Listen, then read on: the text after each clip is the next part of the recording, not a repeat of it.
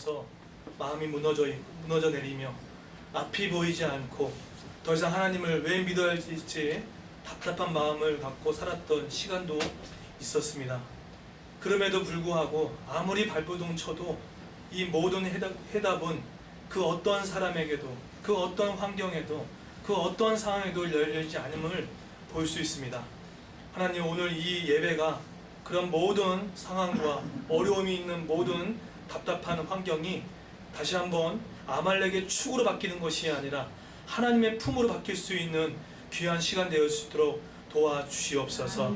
하나님, 이 예배가 우리의 개인적인 유익만이 되어지는 예배가 되지 않게 하시고 오직 만왕의 왕, 또 우리를 죄에서 구원하신 예수 그리스도의 이름을 높여드리는 귀한 예배 될 수 있도록 주님 인도하여 주시옵소서.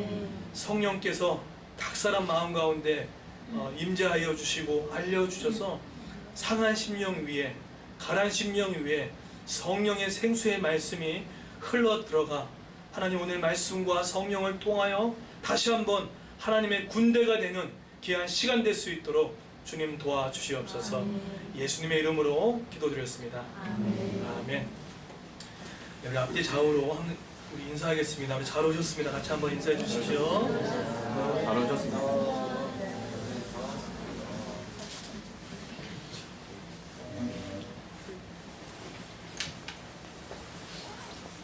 우리 매주마다 우리 성경 한 권씩 우리 개관 설교를 하고 있는데 오늘은 이제 사사기 말씀입니다.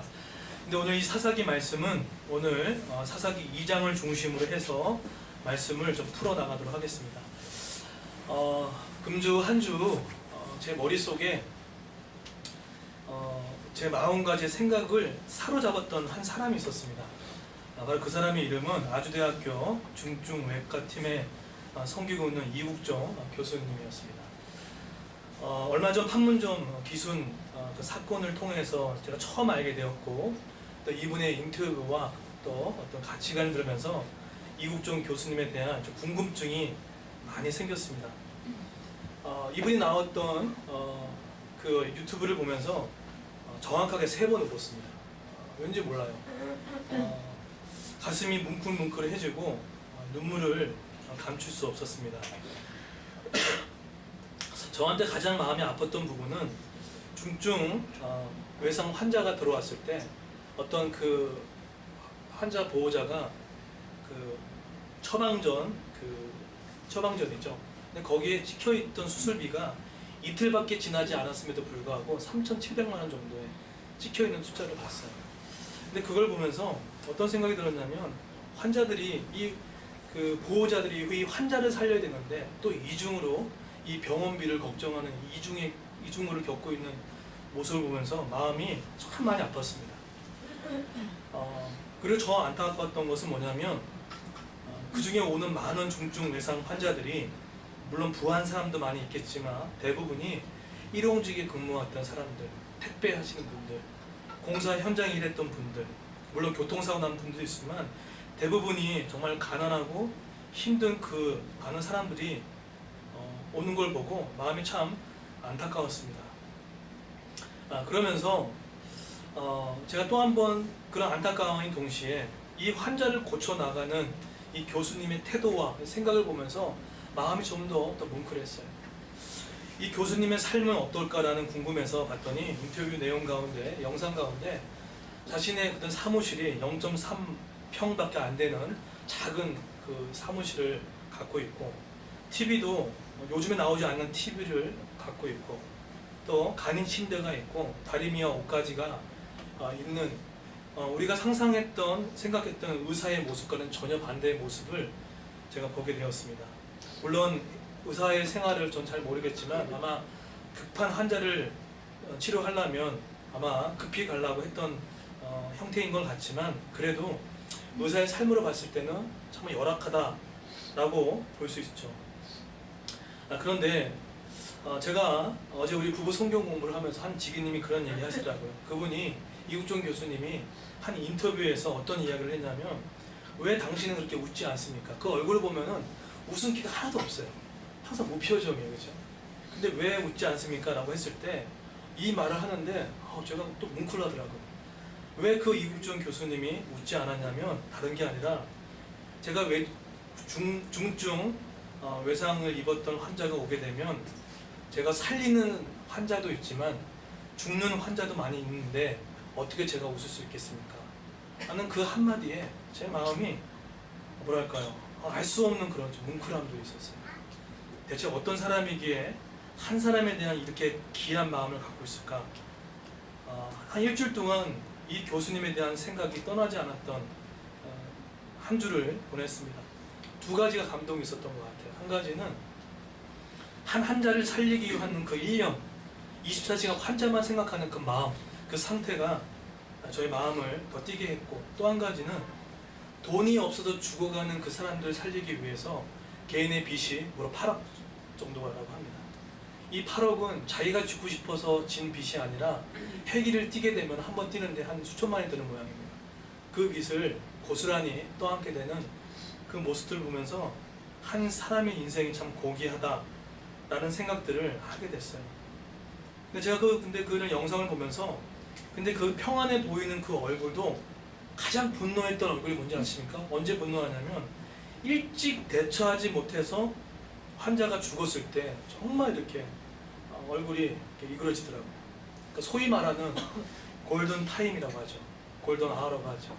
그렇게 얘기합니다. 조금만 일찍 왔더라면, 단 1시간만 일찍 왔더라면, 30분이라도 일찍 왔더라면 이 사람을 살릴 수 있었는데, 나는 그런 얘기를 들으면서 마음이 참 안타까웠어요. 여러분, 이것이 아주대학교 중증 외과팀에 있는 이국종 교수님의 마음만이겠습니까? 일반 환자에게도 골든 타임이 있고 또 골든 아워가 있는 것처럼 여러분, 영적인 중증 우리 신자들, 또 많은 사람들에게도 골든 타임과 골든 아워가 반드시 존재합니다. 그래서 이국종 교수님뿐만 아니라 그거보다 상대도 안 되는 하나님도 골든 타임이 있었던 거죠. 그래서 성경은 신약에 보게 되면 때가 참에 구원의 경륜이라는 단어를 사용하면서 하나님께서 이 땅을 바라보면서 더 이상 놓치면 안 되겠다고 생각해서 아주 천한 인간의 몸을 입고 보내셨던 그 사건이 바로 하나님의 골든 아워, 골든 타임이었습니다. 하나님이 지금 보내지 않았다면 아마 우리는 산소 호흡기도 끼지도 못한 상태로 아마 사망 권세에 계속 이끌려가고 죽을 수밖에 없는 그런 모습이 있을 거라는 생각도 같습니다. 그것을 기념하는 날이 바로 크리스마스입니다. 크리스마스라는 뜻은, 크리스라는 건 크라이스트, 예수를 말합니다. 마스는 초대교회 1세기 때 집례했던 예배 형태를 마스라고 합니다. 하나님께서 우리를 사랑하셔서 영적 중증 환자 같은 우리를 살리시라고 그분이 자기 아들을 보내셨고 그 아들을 피 흘려 주셔서 우리를 살려내신 거죠. 어디 그 인간의 그 모습으로 하나님의 그 큰 사랑을 볼 수 있겠습니까? 제가 왜 이렇게 장황하게 말씀을 드리냐면 오늘 사사기를 볼 건데, 사사기의 이미지를 딱 생각하면은 떠오르는 이미지들이 있죠. 삼손, 입다, 야일, 드보라, 멋있는 영웅. 또 한 가지 사사기를 떠오르게 되면은 우리가 죄짓고 회개하고 구원받고 회복하고 이 패턴만을 생각을 합니다. 근데 거기에 빠뜨리는 게 뭐냐면 하나님이 얼마나 우리를 사랑하시고 죽어있는 그 영혼 살리기 위한 그 안타까운 마음이 있는 것을 보는 눈이 없다는 것을 볼 수가 있어요. 마치 이런 거죠. 사사를 읽다 보면은 하나님이 팔짱을 딱 끼고, 거봐, 너 죄질인 거 알아. 너 죄질 줄 내가 알고 있었어. 넌 내 도움 아니면 너 살 수 없어. 마치 하나님이 멀리 떨어져 앉아가지고, 거 봐라, 넌 내 힘 필요하지? 뭔가 그렇게 고소한 듯한 느낌을 주는 하나님의 이미지를 생각하는데 전혀 틀린 이미지인 거죠.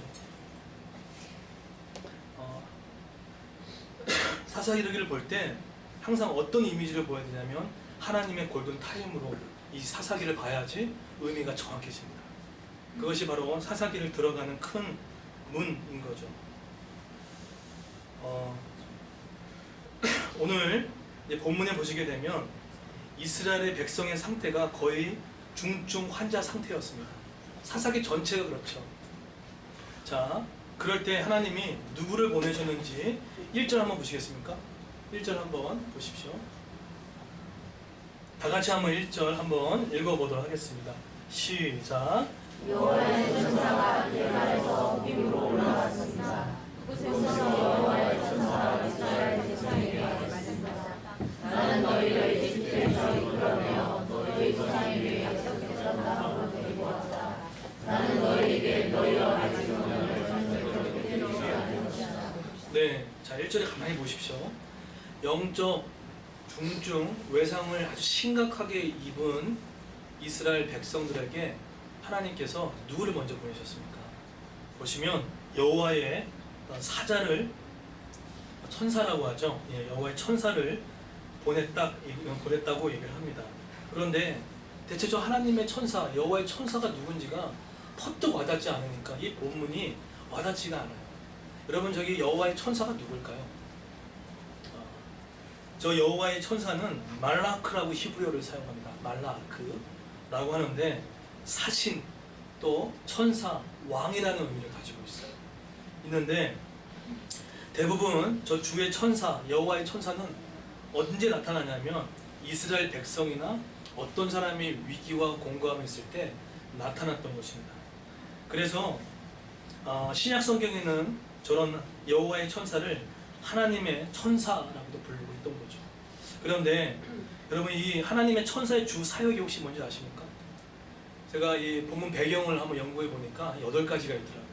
여호와의 천사의 대표적인 첫 번째가 하나님의 지혜를 가르치는 역할을 합니다. 그리고 두 번째로 또 하나님의 사역을 할 때 돕는 역할을 합니다. 또 세 번째로 또 책망하는 역할을 합니다. 그리고 구원하는 역할도 합니다. 이게 하나님의 천사가 하는 역할이에요. 자, 그러면 오늘 영적 외상 중증 환자에 놓여있는 이스라엘 백성 같은 상태에 여호와의 천사는 왜 왔습니까? 왜 온 거죠? 바로 그 영적 환부를 드러내기 위해서 오신 거죠. 보내신 거죠. 자, 그런데 이 여호와의 사자가 지금 아주 위기 가운데 놓여 있는 그들을 위해서 하나님이 보내신 겁니다. 그런데 보냈던 그 장소를 한번 잘 보십시오. 그 장소가 어디죠? 2장 1절에 보시면 길갈에서부터 복임으로 올라와 라고 표현하죠. 자, 그러면 제가 여쭤볼게요. 여기서 가만히 보시게 되면 길갈에서 복임으로 올라왔다, 이 표현을 가만히 보게 되면 마치 길갈에서 복임으로 이렇게 올라갔다라는 표현인데 이 표현이 아닙니다. 여기서 이 표현은 그 표현이 아니라 하나님의 사자가 길갈에서 가졌던 사명을 동일하게 복임에서 와서 동일하게 이 사명을 갖고 왔다는 뜻을 얘기합니다. 이게 바로 길갈에서 복임으로 올라왔다라는 표현이에요. 자, 그런데 제일 중요한 장소가 있어요. 어디죠?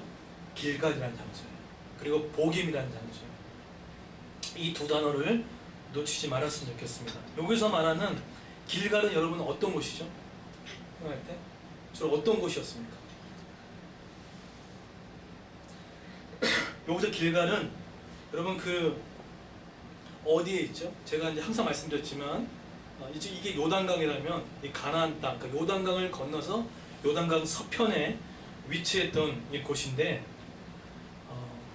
요단강을 건너가지고 최초로 지는 친 곳이 어디입니까? 그게 길갈이에요. 그리고 두 번째로 기념비를 세웠던 곳이 어디입니까? 바로 길갈입니다. 아주 역사적인 자리인 거예요. 또 한 가지 저 길갈은 뭘 행했던 곳이죠? 할례를 행했던 곳입니다. 여리고성과 길갈까지 거리가 몇 킬로라고 했죠? 3.8km. 빨리 걸어가면 한 1시간밖에 되지 않는 거리입니다. 근데 거기에 그 수많은 가나안 족속이 있음에도 불구하고 거기서 할례를 행했죠. 그 얘기는 뭐라고 말씀드렸죠? 믿음으로 이 싸움을 하겠다는 거죠. 그리고 민수기에서는 처음으로 유월절을 기념했던 곳이 바로 길갈이었어요. 더불어서 정치, 군사, 종교의 중심지가 바로 이런 길갈이었어요. 자, 그러면 저를 보시겠습니까? 근데 이렇게 너무나 중요했던 신앙의 중심지에 누가 나타났다고요? 여호와의 천사가 나타났다는 거예요. 뭐가 안 맞잖아요. 제가 아까 여호와의 천사가 지금 어떤 형태로 왔다고요? 약간 책망과 그죠? 도울 형태가 왔다는 거예요. 그 지금 길갈은 어떤 장소입니까? 우리한테는 신앙의 중심지 같은 곳이거든요.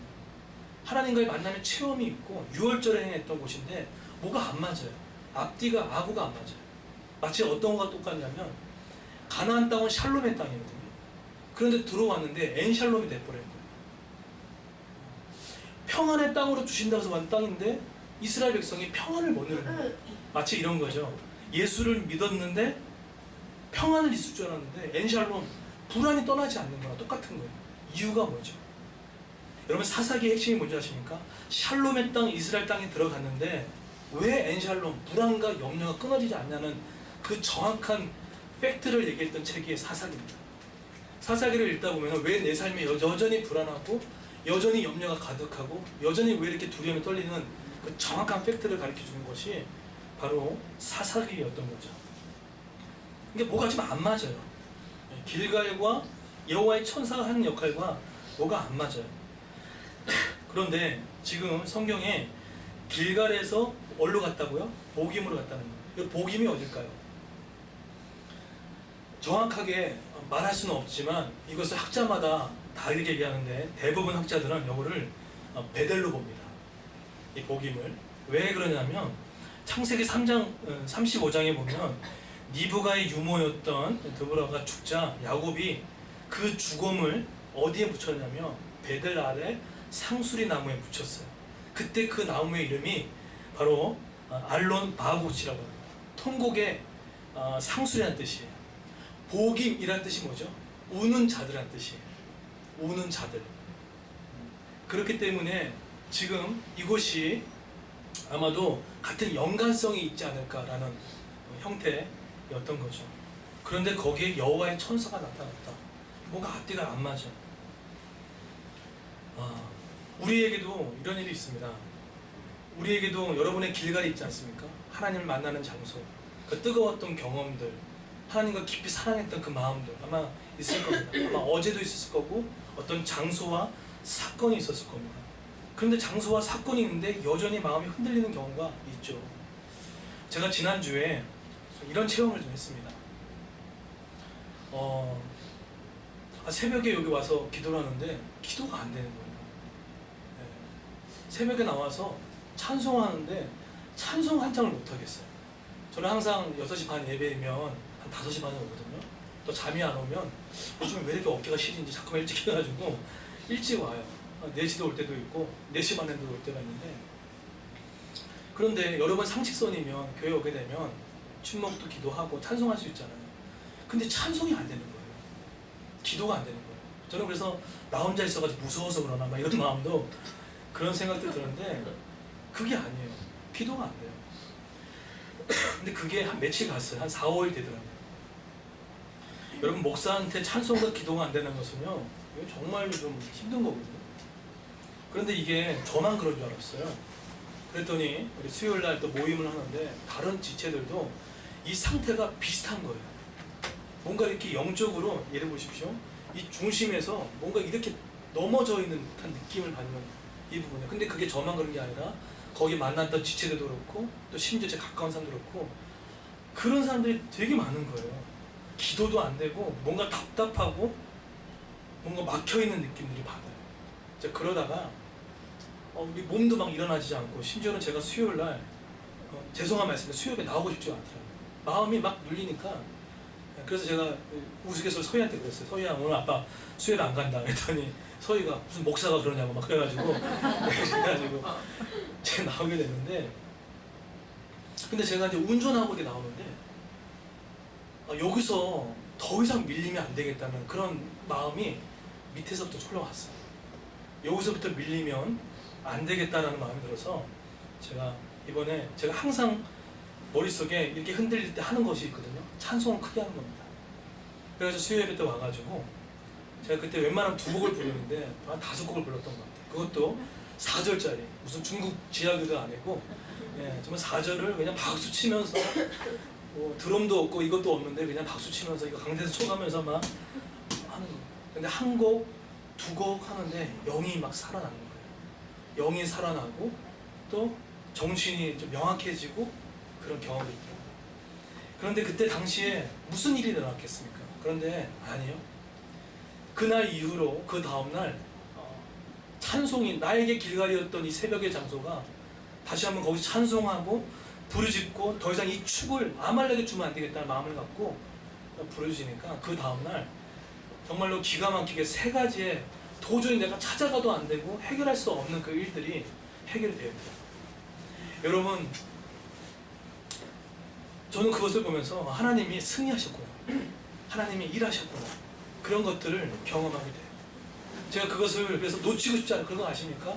공부 잘하는 사람은 1등을 놓치고 싶지 않고 공부를 더 열심히 하는 것처럼 영적인 그것을 진짜 축이 바뀌니까 그 축을 놓고 치고 싶지 않은 거예요. 그래서 목소리가 힘들어도 토요일날 새벽에 목요일날 와가지고 더 힘껏 찬양하고, 또 토요일날은 저희 가족들과 한 명 왔길래 더 1시간 동안 예배했어요.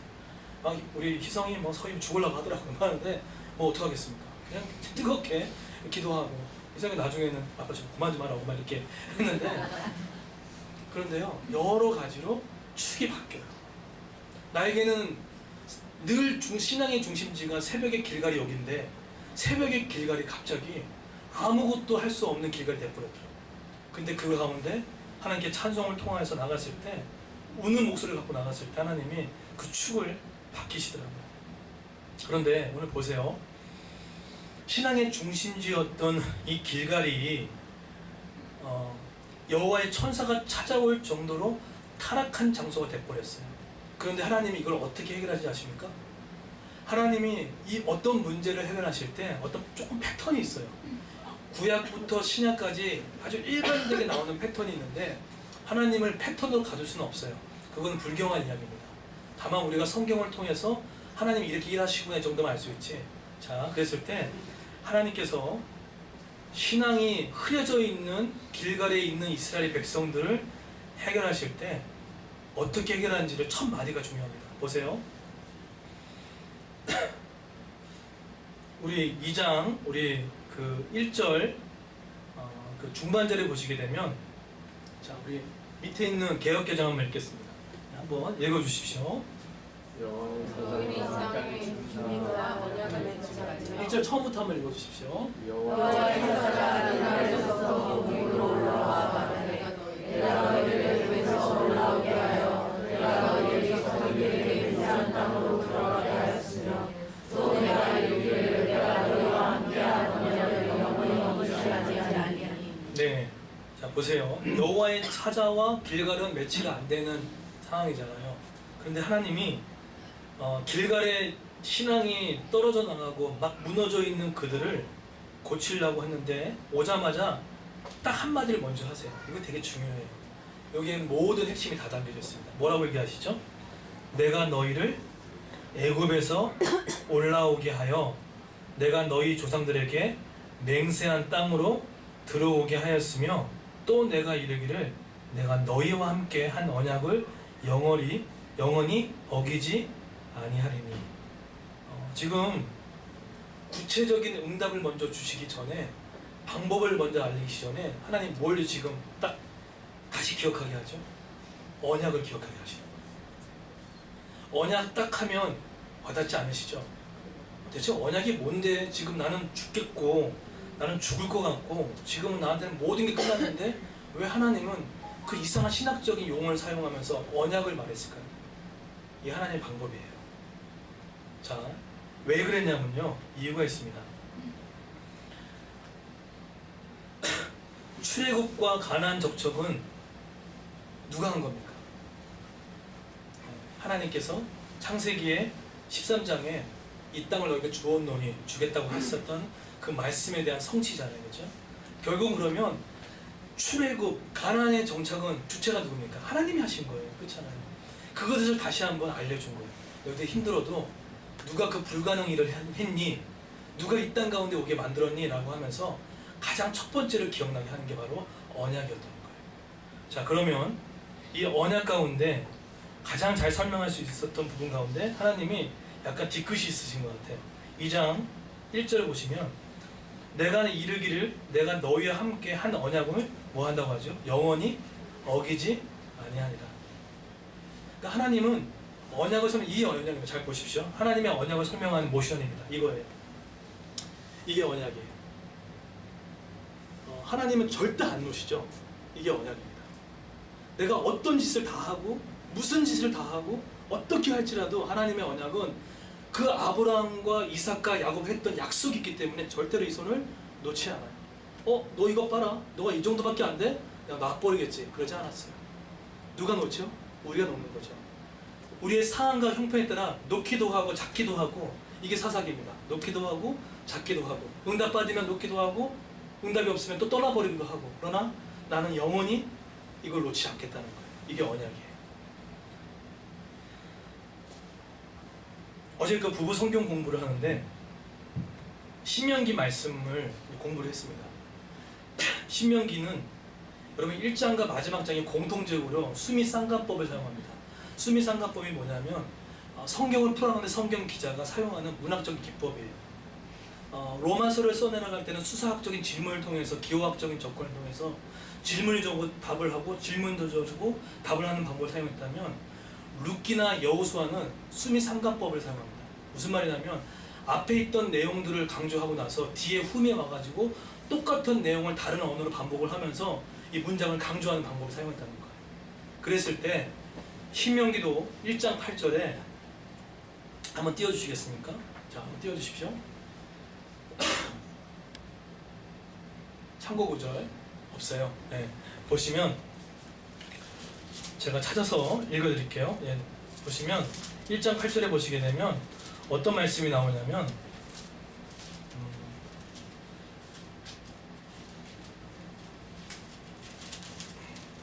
성경책을 안 읽어가지고 넘어가지 않네요.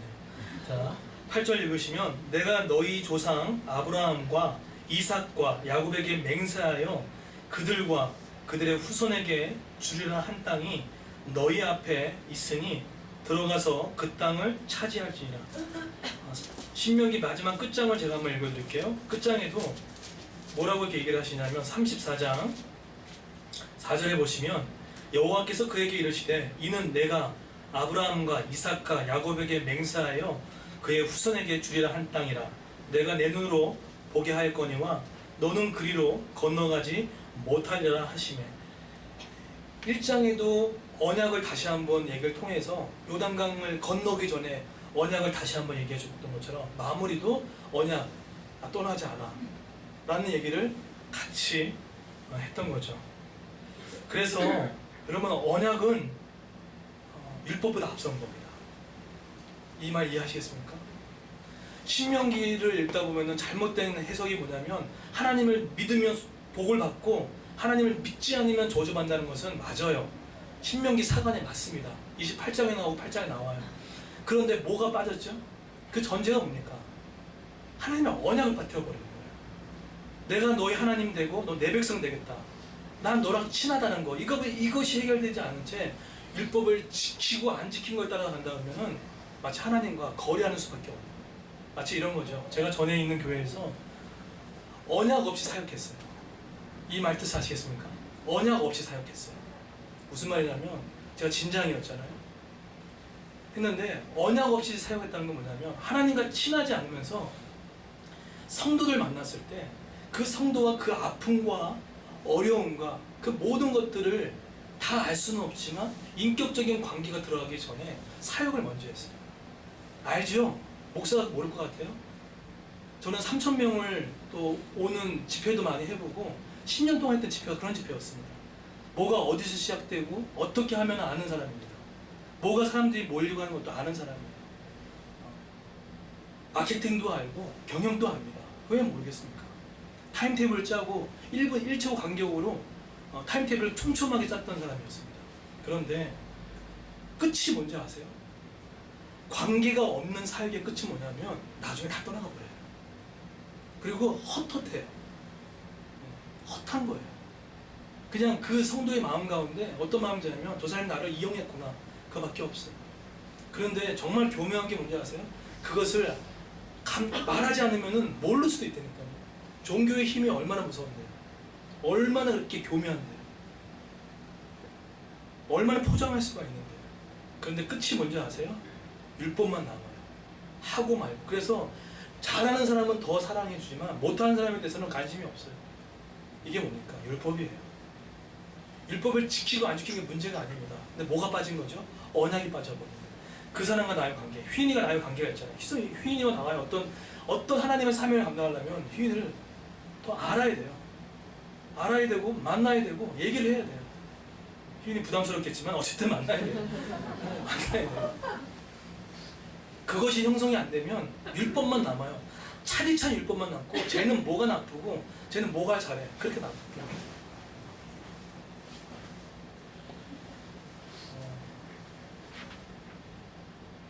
부모도 그럴 수 있습니다. 자식을요 그렇게 키울 수 있죠.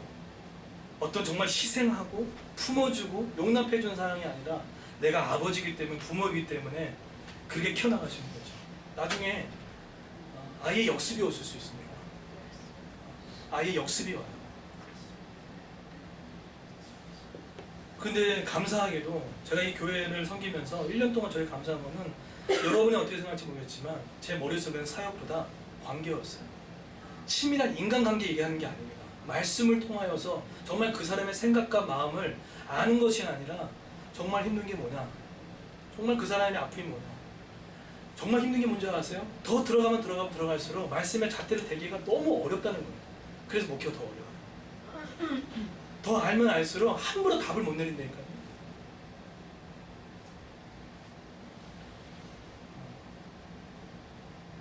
할 수 있죠. 기도해 주겠습니다. 기도해 주겠습니다. 할 수 있죠.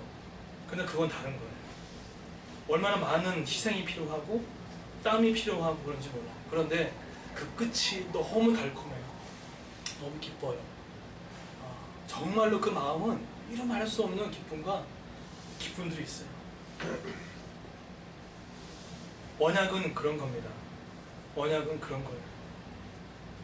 우리가 회사에서 왜 배신당한다는 소리 왜 듣죠? 그 언약적인 관계가 아니거든요. 계약이라고 하잖아요. 네가 나한테 투입한 만큼 내가 주겠다는 거죠. 시간 딱 되면 나이 딱 차면 이제 떠나. 이건 계약이에요. 근데 하나님은 우리를 계약을 맺지 않았다는 거예요. 우린 뭐죠? 언약을 맺었다는 거예요. 그 언약의 보증이 뭡니까? 내가 꼭 지키겠다는 게 뭡니까? 예수 그리스도예요. 내가 너를 구원하는데 예수 피값으로 사는 그 언약을 맺은 거예요. 그걸 새 언약을 하는 거예요. 근데 우리가 그런 존재인 거죠. 이거보다 더 큰 보증금이 어떻습니까? 보증이라고 하시잖아요. 기업의 보증이 되시사. 우리가 그런 존재인 겁니다. 언약을 맺은 존재인 거죠. 그런데 보세요. 이게 바로 율법보다 앞선 게 바로 언약인 거예요. 그런데 이스라엘 백성들이 어떻게 했냐면 한번 보세요. 우리 사사기 한번 다시 한번 띄워주시겠습니까?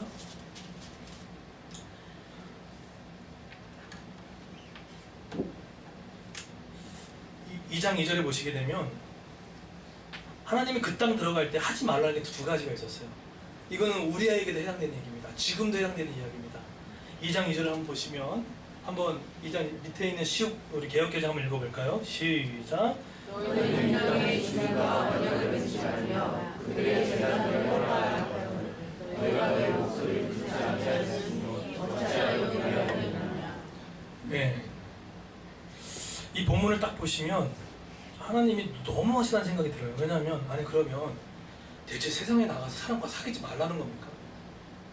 이게 정말 너무나 이거는 좁은 문이라는 생각이 들 수밖에 없는 거죠. 그런데 보시면 하나님이 너희들은 가나안 땅 내가 주었노니 주겠다는 땅이었잖아요. 근데 딱 두 가지만 하지 말라고 했어요. 많은 것도 아니에요. 딱 두 가지예요. 한 가지는 뭐죠? 너희는 이 땅의 주민과 그 언약을 맺지 말라는 거예요. 첫 번째. 두 번째는 그들의 뭘 하려고 하죠? 제단을 하려는 거예요. 자, 그러면 언약을 맺지 말라는 것은 그 땅 주민들과 어울림 자체를 완전히 단절하는 그 부분인가에 대한 부분에 대한 설명이 필요한데, 여러분 신명기에 보게 되면 하나님께서 전쟁을 일으킬 때 상당히 신사인지 아십니까? 신명기에 보시게 되면 이스라엘 백성이 전쟁을 일으킬 때 이렇게 먼저 첫 번째 합니다. 상대방에게 평안을 먼저 선포합니다. 선언해요. 전쟁을 할 건데 선언하고 나서 만약에 해답이 오면 쳐들어가지 않고 공을 바치라게 하고 합니다. 그런데 그러지 아니할 때는 그 성읍을 치라고 했던 명령을 했던 분이 하나님이시죠. 무지하게 침투하자 그런 분이 아니세요. 그런데 유독이에요. 왜 유독 이 가나안 족속은 호흡이 있는 자들을 왜 다 진멸하라고 했냐는 거예요. 예. 신명기에 보게 되면 이 족속은 호흡이 있는 자들 모두 다 죽이라고 했어요. 그 단어가 뭡니까? 진멸이라는 단어예요. 하나도 남기지 말라는 거예요. 다 죽이라는 거예요. 왜 그랬을까요? 우리 2주 전에 좀 기억나시나요? 가나안 땅은 당시 어떤 땅이라고 했죠? 유럽과 아시아를 잇는 교통 중심지라고 얘기했습니다. 그리고 종교와 정치의 중심지라고 얘기했습니다. 그런데 이렇게 부유했던 이스라엘 그 땅이 이 가나안 땅에 어떤 일이 있었죠? 종교는 있었지만 뭐가 무너져 있었죠? 윤리가 다 땅바닥에 떨어졌다는 시대였습니다. 그 윤리의 대표적으로 상징성이 뭐였습니까? 작은 항아리의 발견. 그 항아리에 뭐가 있었다고 했죠? 아기 뼈들. 그리고 기억나시나요? 이사할 때 뭐 한다고 그랬죠? 이사할 때 자기 집안의 한 아이를 잡아다가 해반죽에 섞어가지고 벽에 발라버리는 일을 했다는 그 민족이 가나안 민족이었어요. 말이 돼요? 여러분이 부모라면 자식한테 그렇게 할 수 있겠습니까? 광기죠. 광기죠. 완전 광기죠. 그러니까 하나님이 그 가나안 땅을 사랑 안 했던 게 아니에요.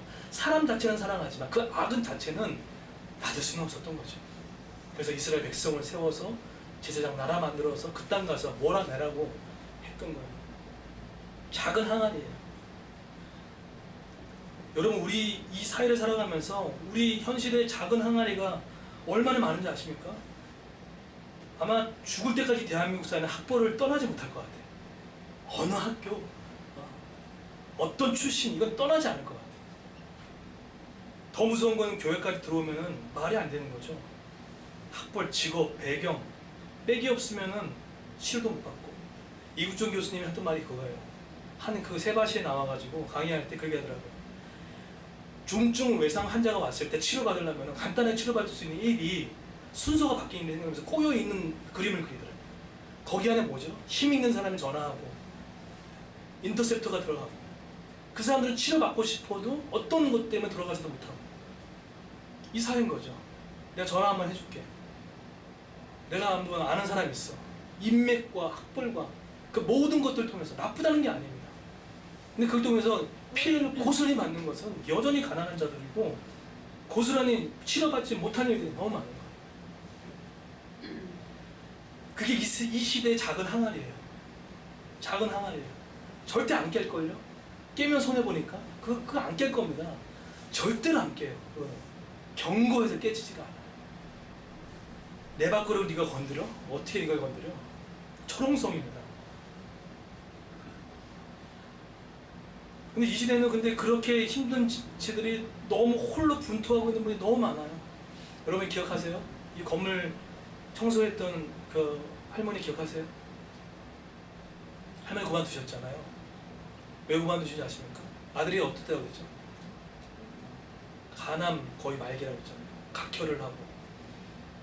그래서 병원에 누워 있었을 때 아마 우리 이 강대상에서 아마 제가 기도 부탁을 했는 걸 기억합니다. 그렇죠? 근데 그때 정말 기적처럼 병상에서 나왔어요. 집으로 왔어요. 몇 년 동안, 5, 6년 동안 병상에 누워있던 큰아들이 한 달에 400만 원, 500만 원 치료비를 대고 있어요. 증권회사 다니고 있다고 하는데, 그런데 정말 그때 기적처럼 중보기도 하나님 들어주셔가지고 집에 오지 못하는데 그 아들이 그랬거든요. 엄마 나 집에 좀 쉬고 싶어. 집에 좀 가고 싶어. 근데 왔어요 진짜. 근데 왔는데 그 이후로 저는 그 할머니 어르신께서 함께 하나님께 도우시면 계속 구했으면 좋겠는데 할머니가 자꾸 거부하시더라고요. 그래서 어쩔 수가 없더라고요. 근데 어느 순간부터 이 할머니가 안 보이시는 거예요. 근데 그때 한번 그만두시기 전에 우연히 만났어요.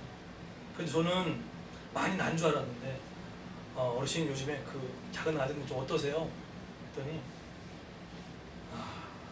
더 이상 할 게 없다고 포기했다는 거죠. 다시 피가 각혈을 하기 시작했던 거죠.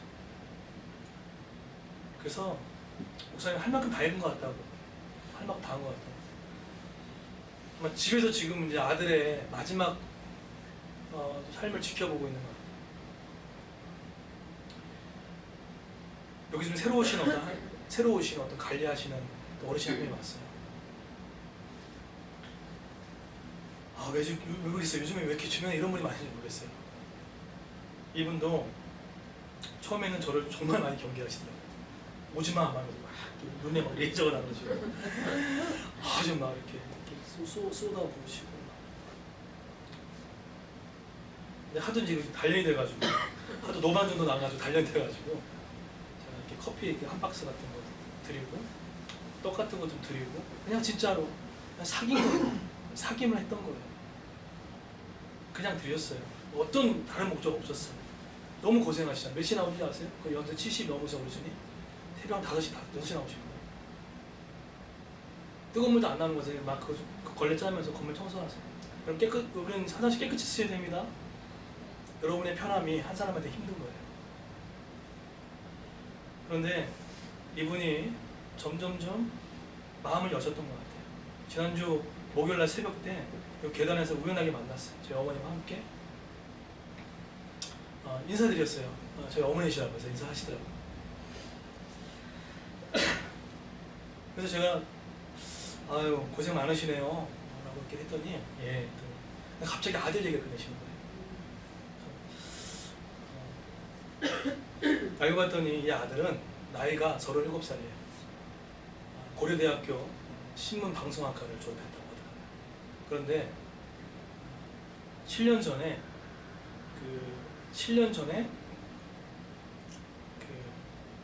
뭘 다쳤어요. 머리가 다친 것 같아요. 지금은 7살에 멈춰있대요.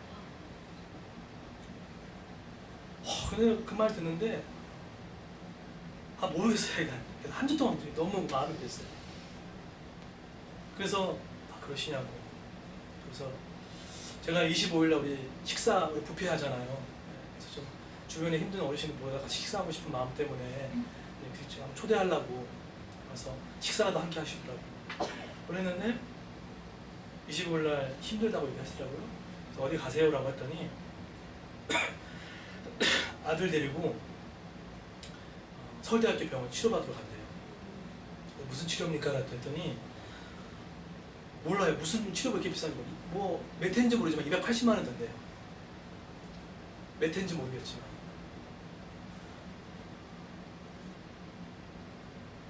여기서 이 청소하시고 화장실 청소하시면서 건물 닦은 어르신이 한 달에 많이 버셔도 얼마 될까요?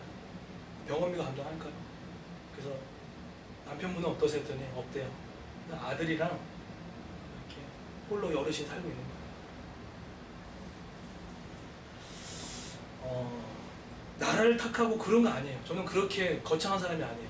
다만 뭐가 마음이 아팠냐면 왜 한 사람의 인생이 한 사람의 어려움이 생겼을 때 홀로 모든 것이 독박 쓰고 혼자 다 쓰는 거에 대한 것이 그 마음이 좀 들었어요. 이국종 교수님도 환자 키워할 때 그 팀원들이 있어요. 그죠? 마음을 함께한 팀원들이 함께 모여서 한 사람을 키워하려고 같은 마음을 품고 가더라고요. 그럼 어떡하실 거예요? 두 어르신. 우리와 상관이 없잖아요. 그죠? 근데 그 두 어르신 홀로 그걸 모두 감당하셔야 돼요. 그럼 오늘 우리는 교회가 서 있네요. 우리 믿는 사람이네요. 이게 우리만이니까요. 영적인 어르신 같은 우리 지체들은 없나요? 아마 여기 앉아있는 우리 성도님 중에도 홀로 모든 삶을 혼자 지고 있는 분들 아마 없을까요? 있어요. 근데 홀로 지고 있어요. 아무도 도와주지 않아요. 정말 하고 싶은 얘기는 배 밑에 있는 얘기인데 그 얘기를 교회에서도 못해요. 그러면 이거는 교회 모습이 될까요? 이건 공동체 모습이 될까요? 알아요. 이게 되게 현실적, 이게 되게 이상적이라는 것들은 얘기할 수 있을 수 있지만 교회는 그러면 안 돼요. 저번에 말씀드렸죠. 우리 박예용, 조복순 우리 어르신, 우리 지기 카톡방에 있는 글을 올렸는데 강박적인 치매 속도가 빨라지고 있어요. 카톡이 왔어요. 자꾸 밤에 그냥 전화하신다고. 전화했는데 왜 전화하는지 모른다고. 그분이 저한테 그 집사님 뭐라고 하는지 아세요? 교회에서 그걸 말할 수가 없대요. 받아줄 만한 삶도 없고.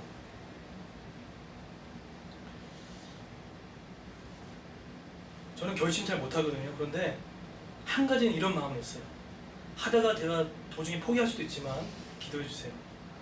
뭐냐면 한 사람이 쓰러져 있는 것을 결코 공동체가 그냥 기도해 줄게로 그냥 기독교적인 인사로 치부하는 공동체가 안 됐으면 좋겠어요. 한 사람이 만약에 힘들면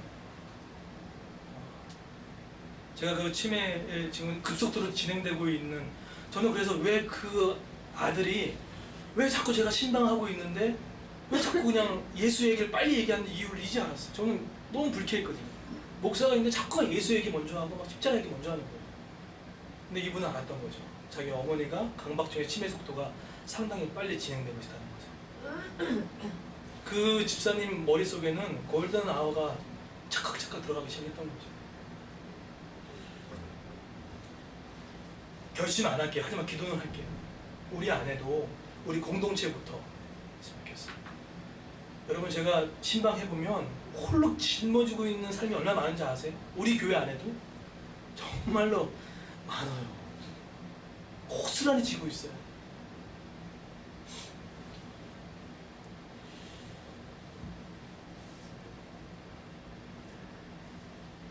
죄에 빠진 인간의 한 사람을 구원하시라고 예수 혼자 오지 않았습니다.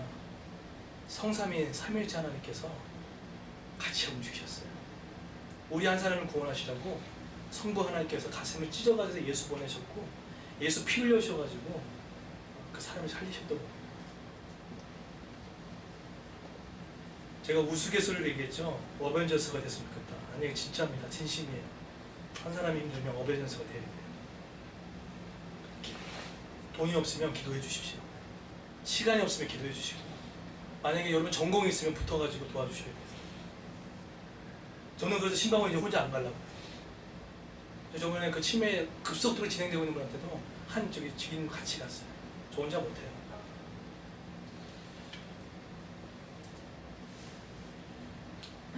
이 시대에 작은 항아리가 많습니다. 작은 항아리하고 비판은 다 할 수 있어요. 그죠?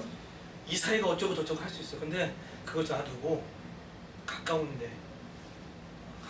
한 사람, 그 한 사람을 더 그 기도하는, 여러분 그것이 가정교회에서도 연습이 안 되면 교회 아니에요.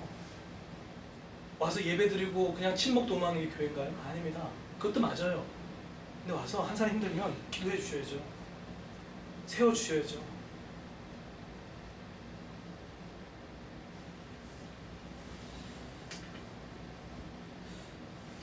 오늘 언약을, 그렇게 사랑했던 언약을 맺었던 그들이 두 가지 언약 맺지 말라 아니까, 작은 항아리 같은 그런 윤리를 아니까 맺지 말라.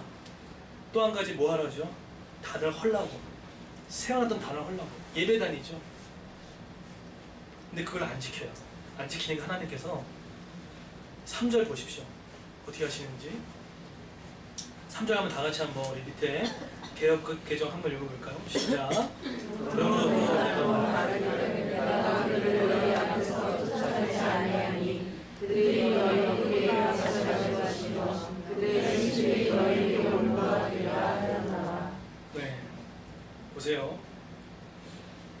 주민과 언약을 맺지 않는, 정확하게 말하면 이 땅 주민은 7 족속을 말합니다. 가나안 7 족속, 정확한 명칭은 7 족속입니다. 언약을 맺지 말라는데 언약을 맺었고, 그리고 관계를 맺었다는 거예요. 그리고 제단을 헐라고 했는데 헐지도 않았고 했을 때 하나님이 거기에 징계의 2가지의 형태로 갑니다. 첫 번째가 뭐죠? 내가 그들을 너희 앞에서 뭐합니까? 쫓아내지 않겠다는 거예요. 그리고 그들이 너희 옆구리에서 가시가 될 것이고, 그들의 신들이 너희에게 올무가 되리라 하였노이다. 옆구리는 히브리어로 치담이라고 합니다. 이 뜻이 뭐냐면 누구에 대하여 대항하다는 거예요. 언약을 깨트리고 단을 헐지 않았을 때 하나님께서 누군가를 우리의 옆구리를 둘 때가 있습니다. 그걸 대적하는 사람들이 있어요. 그런 때가 있죠. 또 한 가지 어떻게 되냐면 올무에 걸리겠다. 올무 아십니까? 모키쉬라고 합니다. 덫으로 유혹하다는 뜻이에요. 올무는 사냥꾼들이 이 올무를 뿌려놓은 거에다 걸리면 어떻게 되죠? 발버둥 칠수록 더 조여드는 게 올무입니다. 너희가 그 신을 받아들일수록 도대체 나올 수 없는 결과만이 너에게 기다릴 거다라는 결과를 얘기하시는 거예요. 여러분 이 3절 보시게 되면 하나님이 자꾸 우리 머릿속에 율법으로 대하면 안 돼요. 하나님 날 쳤다. 네, 쳤어요. 어떡하실 거예요? 근데 이 마음 아세요? 하나님의 골든타임 아세요? 더 이상 나가면 죽을 수밖에 없는 거 우리는 모를 수도 있잖아요. 그렇죠? 과거와 현재 미래를 아시는 그분께서 옆구리에 가시에 올머리 치지 않으면 안 될 만한 일이 있기 때문에 지금 두고 있다는 거 여러분 이 마음을 느끼셔야 됩니다. 그래서 사사기가 이렇게 돼요. 아니면 너 죄졌지? 이거 봐라. 가시 줄게.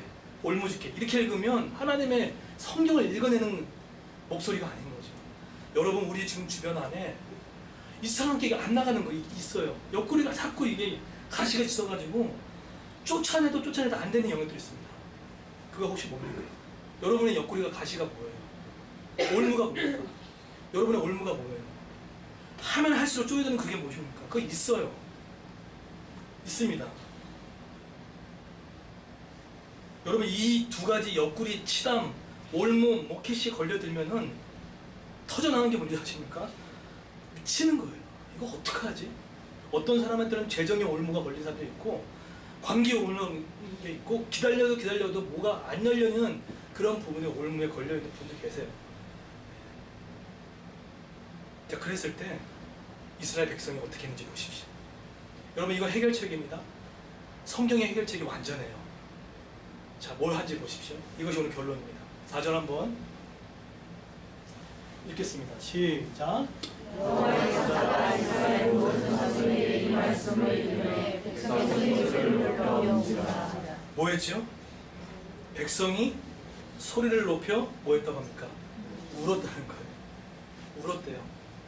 그 울었다는 것을 뭐라고 일컫습니까? 복임이라고 하는 거예요. 여호와의 사자와 길갈은 맞지 않는 매칭이었죠. 그죠? 여러분 언제 이렇게 소리 높여 오는지 아십니까? 완전히 짓눌러 버리면요 기도가 안 돼요. 너무 막혀버리면요 신음도 안 나와요. 여러분 최고의 하나님 마음을 움직이는 전략적 기도를 하나 알려드릴까요? 이 말이 맞는지 모르겠지만 가장 전략적인 기도가 뭔지 아세요? 하나님 마음을 움직이는 이거예요. 하나님 어떻게 해요? 하나님 도와주세요. 미사역 하나도 없죠. 이 기도가 우리 하나님의 마음을 움직이는 기도예요. 하나님 어떻게 해요? 하나님 도와주세요. 이들이 할 수 있었던 것은 더 이상 없어요. 여기서는요 할 게 없어요. 이와 똑같이 경험했던 한 인물 혹시 아십니까? 히스기야입니다. 히스기야 왕보다 더 안타까운 왕이 또 있을까요? 남유다 북이스라엘 가운데 수많은 왕들 중에 그래도 선 왕 중에 한 명이 히스기야 왕입니다. 나중에는 좀 약간 좀 이제 말년이 조금 꼬였던 분이 있지만 히스기야가 혹시 창고구절 나오나요? 히스기야에 보시게 되면 38장에 보시게 되면 날벼락 같은 얘기를 들어요. 모든 사건은 날벼락처럼 옵니다. 모든 사건이 이상하게 날벼락처럼 오죠. 너무 멋있던 왕인데 느닷없이 이런 일이 생깁니다. 38장 1절을 보시면 그때 히스기야가 병들어 죽게 되니 아모스의 아들 선지자 이사야가 나아가 그에게 이르되 여호와께서 이같이 말씀하시기를 너는 내 집에 유언하라. 내가 죽고 살지 못하니라 하셨나이다 하니. 히스기야 왕이 병들었대요. 근데 선지자 이사야가 가가지고 세 가지를 얘기합니다. 너 이 병 낫지 않는다. 끝났다는 거죠. 두 번째로 너 이제 모든 집안일 정리해라. 히스기야가 걸렸던 이 병이 약간 견해가 다른데 암이라고 얘기도 합니다. 나중에 이제 후반부에 가면 무화과 나무 잎을 이렇게 붙이는 일들이 나오거든요. 근데 그게 예전에 그 고대 근동시대 때 민간요법으로 사용했던 부분이 있다고 해서 아마 이것이 암일 수도 있다라고 이렇게 얘기를 합니다. 중병이에요. 말기가 온 거예요. 말기인지 상기인지는 잘 모르겠지만 어쨌든 소망이 없는 병이 생긴 거예요. 그런데 더 이상 이 얘기가 해결되지 않아요 라고 이사야가 얘기를 했어요. 여러분 이사야라면 여러분의 히스기야 얘기 들으면 어떻겠습니까? 날벼락이죠. 그런데 38장 2절에 보시게 되면 히스기야가 얼굴을 벽으로 향하고 여호와께 기도하여 그 다음에 3절입니다. 3절에 보면 이르되 여호와여 구하오니 내가 주 앞에서 진실과 전심으로 행하며 주의 목전에서 선하게 행한 것을 기억하옵소서 하고 히스기야가 심히 통곡하니 울었다는 거예요. 울음 자체가 중요한 게 아니에요. 할 수 있는 게 그거밖에 없는 거예요. 이스라엘 사사기 나온 이스라엘 백성도 더 이상 할 게 없어요. 올무는 조여오고 옆구리에 가시는 떠나가지 않고 히스기야와 똑같은 상황들이 놓여 있던 거죠. 그런데 뭐 합니까? 통곡했다는 거죠. 하나님 제가 예전에 이렇게 살지 않았습니까? 통곡하죠. 그랬더니 하나님이 이 기도를 들으셨네요. 들어보십시오. 이에 여호와 말씀이 이사야에게 임하여 이르시되 너는 가서 히스기야에게 이르기를 내 조상 다윗의 하나님 여호와께서 이같이 말씀하시기를 내가 내 기도를 들었고 내 눈물을 보았노라. 내가 내 수완에 15년을 더하고 생명 연장이 된 거예요. 몇 년이요? 15년. 그리고 더한 보너스를 보여주셨죠. 6절에 너와 이 성을 아수르 왕의 손에서 건져내겠고 내가 또 이 성을 보호하리라. 아수르 왕의 손에서 건져내겠고 너가 살고 있는 이 성을 내가 보호하겠다. 히스기야 왕은 한 게 뭐가 있습니까? 없어요. 심히 통곡했다는 거죠. 히스기야는 왕의 이 통곡은 이스라엘 백성이 울었던 복임 같은 거죠. 울었던 거예요. 울었던 거죠. 여러분의 지금 나의 복임은 지금 무엇입니까? 여러분의 지금 복임이 뭐죠? 복임의 뜻이 뭐죠? 우는 자들 뜻이에요. 여러분이 지금 마음 절절히 울고 있는 복임이 뭐예요? 다 있을 겁니다. 저도 있어요. 아마 여러분들 하나씩 가지고 계실 겁니다. 나의 복임은 어디인가? 나의 복임은 어디죠?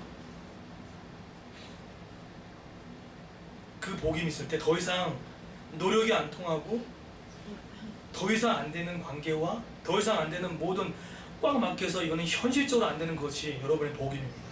여러분의 길갈이에요. 거기서 할 수 있는 것은 한 가지밖에 없어요. 울어야 돼요.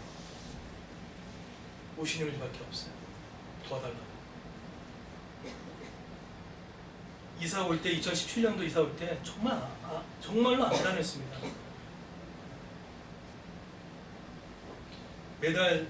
매달 재정이 어려워지고 그 헤어로종 누가 살라고 합니까? 외지에 있고 모든 것이 저한테는 복임이었어요.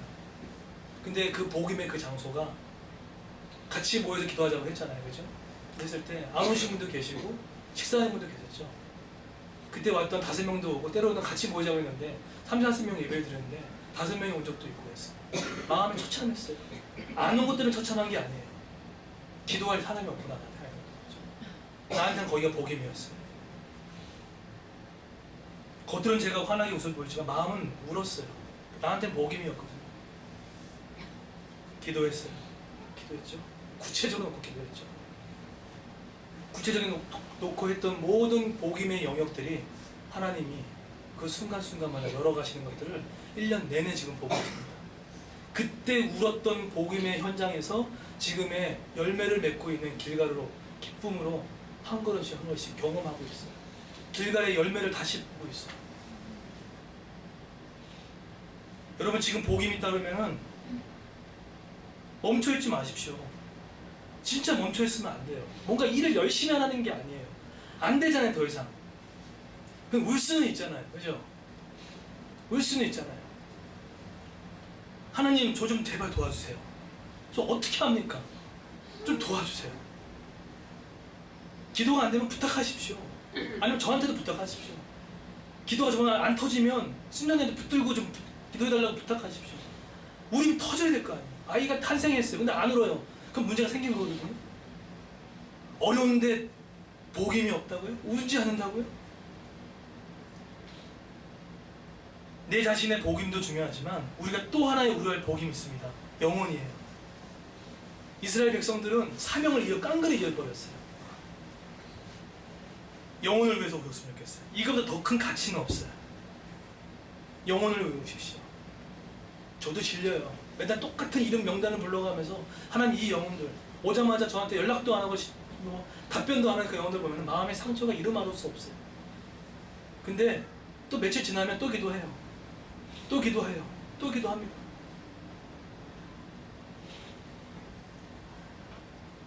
저는 24일날 25일은 크리스마스를 즐겼으면 좋겠어요. 크리스마스가 뜻이 뭐죠? 크라이스트, 예수님입니다. 그리고 경배예요, 마스예요. 예수님의 탄생일입니다. 예수님께 선물 하나 드리지 않겠습니까? 예수님 뭘 원하시겠습니까? 여러분 재정이요? 건강이요? 아니요? 그토록 찾고 싶어 하시는 하나님의 골든타임을 갖고 있는 하나님께서 찾고 싶은 그 영혼에 대한 영혼을 향한 복임을 하나님 원하신다는 거죠. 말씀 결론 맺도록 하겠습니다. 내 인생이 지금 길갈이를 또 시작했다가 내 삶이 지금 복임이라면 한 가지 방법밖에 없어요. 보십시오. 하나님 어떻게 해요? 하나님 도와주십시오. 그것이 이스라엘 백성이 다시 이렇게 잡고 맨 끝에 그들이 어떻게 합니까? 2장 사사기 2장 1절 5절 마지막을 읽고 마치겠습니다. 어떻게 하죠? 그들이 신앙이 어디로 갑니까? 시작. 그러므로 그곳을 이름을 하여 복임이라 하고 그들이 거기서 여호와께 제사를 드렸더라. 저 제사는 언제와 속죄됩니다. 정확하게 예배가 언약을 그 다른 신을 예배하지 않고 하나님께 마음 있게 결단하고 드렸다는 거예요. 이것을 하나님께 하실 것입니다. 라는 부분을 갖고 나왔다는 거죠. 길갈로 돌아오십시오. 그리고 거기서 보십시오. 그러면 하나님께서 반드시 여호와의 영적 사사를 우리에게 보내주셔서 그 길갈이 다시금 영적 부흥케 만드는 길갈로 회복될 줄 믿습니다. 그럼 은혜가 있기를 예수님으로 축원드리겠습니다. 네, 이제 다 같이 마지막 찬양하고 마치도록 하겠습니다.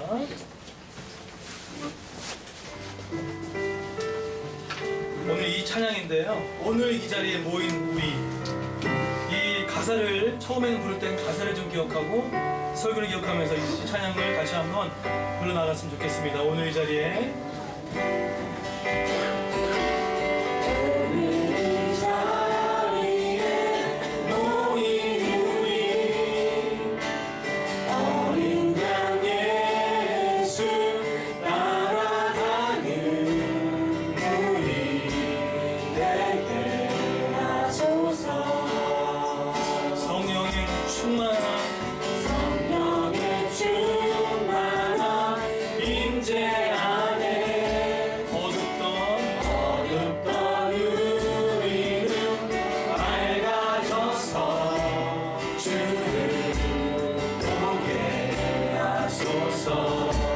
당신의 겸손함, 당신의 거룩함, 당신의 정직함 우리에게 보이사 내 안에 교만함, 내 안에 천박함, 내 안에 거짓됨 모두 벗어버리고 어린 양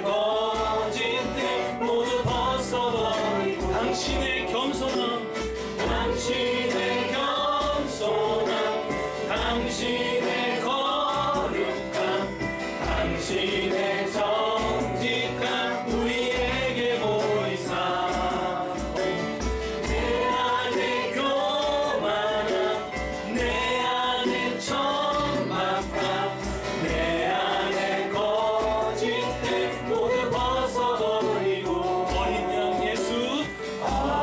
양 예수 따라가는 우리 되게 하소서. 네, 말씀을 기억하면서 같이 한번 우리 합심해서 같이 한번 기도하겠습니다. 우리의 길갈이의 현장 가운데 놓여 있을 때 그 신앙의 중심지였던 길갈이 이제는 여호와의 천사가 와서 책망을 할 정도로의 어두운 곳을 되고 말았습니다. 하나님, 나의 마음의 길갈이 저는 전에는 있었는데 지금 내 마음이 정말로 언약이 깨어져 버린 듯한 느낌을 받는 내 인생의 길갈을 지금 경험하고 있고 암흑 같은 길갈을 경험하고 있는데 주의 천사를 보내셨던 하나님께서 언약을 기억하여 우리에게 보냈던 하나님께서 다시금 우리의 어두운 길갈이 다시금 하나님의 영적인 길갈로 회복될 수 있는 은혜를 허락하여 주시옵소서. 이 교회와 우리 성도의 인생 가운데 가정 가운데 영적 길갈이 회복되기를 소망합니다. 같이 한번 기도하도록 하겠습니다.